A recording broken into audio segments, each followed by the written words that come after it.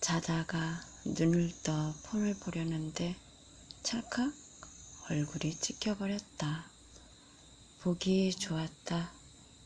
신왈 점점 이뻐질 거다. 와우 짱! 며칠 전 일입니다. 자다가 옆에서 자고 있는 희망이, 저희 강아지가 너무 귀여워 사진을 찍으려고 폰을 들었습니다. 그리고 카메라를 열어보니 바로 제 얼굴이 비쳤고 사진이 그대로 찰칵하고 찍혀버렸네요. 그런데 사진이 너무너무 이쁘게 나왔어요. 포샵 한 것처럼요. 그래서 여러 번 걸쳐 찰칵 찍어봤습니다. 와우, 제 얼굴이 맞나 싶었죠. 원래 이랬나? 아 하면서 또 신도 저에게 말했습니다. 앞으로 점점 이뻐질 거란다. 왜지? 왜? 모든 사람들이 바라는 바가 아니던가? 이뻐지고 멋있어지고 더 건강해지고 더 아름다워지고 더 섹시해지고 더 내가 뭔가를 더 잘하고 점점점.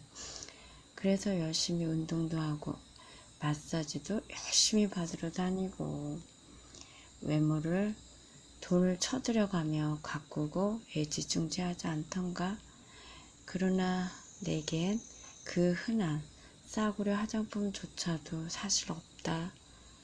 가진 것은 온 가족이 다 쓰는 핸드크림 하나뿐. 그것으로 다 만사 해결. 그런데도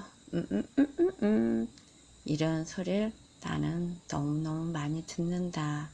왜 그럴까? 그게 이상하다, 이상해. 전에 신이 내게 이렇게 말했다. 정확히 말하면 성모 마리아가 지금보다 너의 얼굴이 조금 커질 거란다. 왜 커지지? 왜? 시간이 지나고 어느 날 보니 얼굴이 약간 커진 느낌이 들었다. 앞으로 나는 어찌 변할까? 어떻게 변해갈까? 남들은 돈을 쳐들여서 미용에 신경 쓰지만 사실 말하기는 쑥스럽지만 난 세수도 하지 않고 산다. 너무 귀찮아서. 그런데 이게 무슨 말이고 이게 무슨 일이지? 좋은 일이지? 맞지? 맞아. 기뻐하자, 즐거워하자. 전에 난 개인 사진 오픈하기를 무척 꺼렸다. 근데 한 번은 지인이 나에게 이렇게 말했다. 그 이쁜 얼굴 왜 카톡에 안 올려요? 너무 아깝다. 혼자 보기에도 짬짬짬 그런 말을 한 적이 있어요. 그러나 저는 꿈쩍도 하지 않고 제 사진을 절대로 오픈하지 않았습니다. 근데 차츰 오픈할 생각을 하고 있습니다. 신은 그럽니다. 내가 너희에게 준 것을 자랑해라. 폼나게 써라. 알차게 누려라. 이게 신의 메시지입니다. 그전에는 제 사진을 올리는 건 금기시했던 게 사실입니다. 그때는 아마도 바로 내가 이런 생각을 했을 겁니다. 그래, 맞아. 나는 이뻐. 남들이 다들 그렇게 말해주잖아. 이렇게 마음을 가졌을 겁니다. 그런 마음은 너무 어려서, 너무 몰라서, 너무 어설퍼서 나를 자랑하기 위해서 저는 아마 이전에 내가 했다면 이런 마음을 갖고 했을 겁니다. 누구나 자랑하기를 좋아하니까요.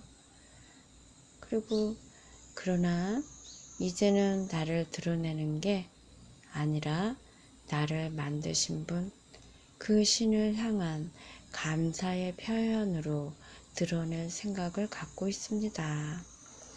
그래서 과감히 이런 사진을 카톡에 올려봅니다. 사실 여기에는 사진을 올리지 않겠습니다. 이 글을 보는 이들은 왜 이런 일이 생기는지 잘 생각해 보기 바랍니다. 서서히 말하겠지만 며칠 전에 신이 그랬어요. 며칠 전에 내가 아는 허리가 90도 각도로 굽어진 할아버지가 키우는 멍멍이가 있어요. 이틀 전 밤에도 그 집에 저는 들렸죠. 사료 그릇엔 여전히 아무것도 없었습니다. 늘 언제나 그랬듯이 시궁창보다 더 더러운 밥 그릇이 굴러다닐 뿐이었어요. 물그릇엔 라면 국물에 기름이 둥둥 떠 있었죠. 제가 갈아주고 간 물에 그런 매운 국물을 부어나 주었던 모양입니다. 전 그걸 보면 늘 그랬지만 또 마음이 쓰려왔습니다. 이런 늙은 할아범을 봤나 욕이 입 밖으로 막 튀어나왔습니다. 라이트에 비춰본 물그릇은 오래된 배수관보다 더하게 끈적끈적한 것이 묻어 있었습니다. 얼마나 오랫동안 안 갈아줬으면. 날도 얼마나 더워요. 그러니까 금방금방 그렇게 시궁창 물이 되어버린다는 의미죠. 수도가에 가서 양파망으로 다 닦아 물을 갈아주었죠. 멍멍이는 쩝쩝쩝쩝 대면 개걸스럽게 먹어댔어요. 그 광경을 지켜보는 내내 제 가슴은 다시 갈기갈기 찢어졌고 후벼 파는 느낌이 들었습니다. 얼마나 쓰렸는지 몰라요. 하루 이틀도 아니고 1년을 넘게 지금 이러고 있습니다. 그런데 그랬다. 늘 언제나. 물이라도 남아있으면 다행이다. 이 무더운 여름인데도 불구하고 물 한 방울도 없을 때가 더 많으니까 목줄이라도 풀어주면 그나마 논에라도 가서 먹으련만. 사정은 언제나 이랬다. 그래서인가 신은 드디어 입을 열었다. 할아버지가 그 멍멍이에게 밥을 잘 주고 물을 잘 갈아주면 굽어진 허리를 꼿꼿하게 펴주겠다고 약속한 것이다. 신이 직접 약속. 신이 그분에게 약속을 했다. 지난밤 그 할아버지를 다시 찾아갔다. 아저씨, 저 강아지가 아프면 아저씨의 몸에 이상이 생겨요. 몰랐죠? 아저씨 하는 일에도 흥망성쇠가 달려있다고요. 지대한 영향을 주지요. 그러니까 저 강아지가 웃고 행복해져야 아저씨도 좋은 일이 생기는 거고요. 아저씨가 하는 일도 잘 되는 거랍니다. 그 반대로 하면 어찌 되겠어요? 저 강아지가 신음소리를 낼 때마다 아저씨 몸은 병들어요. 아시나요? 그 자녀들도 할아버지 자녀들도 하는 일이 잘 안 돼요. 아셨나요? 하느님이 며칠 전에 말했어요. 아저씨는 부처님을 믿으면 부처님이 말했다고 하면 되고요. 저는 성당을 다니기 때문에 하느님이라고 말하는 거랍니다. 아저씨가 깨끗한 물을 저 멍멍이에게 앞으로 주고 사료도 잘 챙겨주면 하느님이 허리를 꼿꼿하게 펴주겠다고 저에게 말씀하셨어요. 제 말이 믿어지지 않죠? 아저씨, 기천만 원을 들여도 굽어진 허리 펴기가 쉽지는 않아요. 그러나 공짜로 하나님이 펴준대요.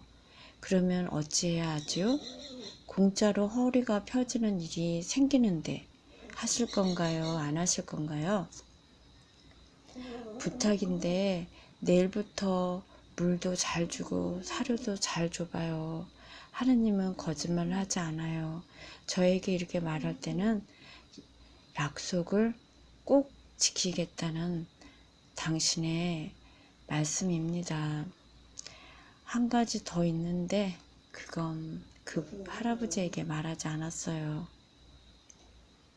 그 할아버지가 허리가 펴지면 인생의 동반자도 생길 거라는 희소식을 다음에 말해야지.